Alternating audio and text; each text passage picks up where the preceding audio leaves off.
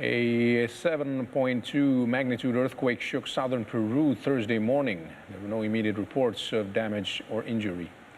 The U.S. Geological Survey says the quake, occurring at 7 a.m. local time, was centered 13 kilometers west-northwest of Azangaro, but was fairly deep, which was 218 kilometers beneath the surface. The quake swayed some buildings in La Paz, the capital of neighboring Bolivia, as well as in Peruvian cities such as Arequipa, Tacna, and Cusco, where people fled into the streets. Local authorities and radio stations say they had no reports of damage or victims so far after the disaster, and no tsunami warning has been issued.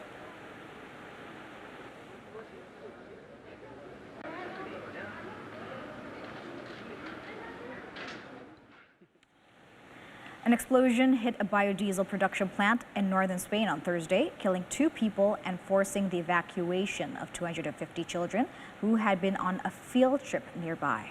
From the Civil Guard video of the explosion showing flames engulfing the plant in the northern region of La Rioja, sending large plumes of black smoke into the sky, the 2 people killed were both workers at the plant. Emergency workers scrambled to evacuate the area, including a nearby theme park. None of the children were reportedly harmed, while officials are still investigating the cause for the explosion.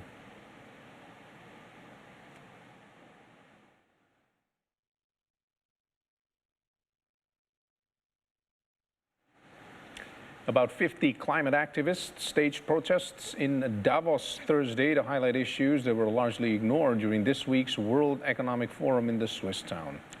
The issues highlighted by activists included human rights, human suffering, severe weather events like heat waves, and drought, reparations to poor countries that have contributed little to global warming, and plans at a government level to move away from fossil fuels. One of the activists says before coming to Davos, he thought that annual climate summits were the worst places with empty words and also empty promises. Amongst more than 270 panels, the forum did include discussion of climate change and the environment. About 90 of them were related to climate change, from biodiversity loss to technologies focused on removing carbon dioxide from the air.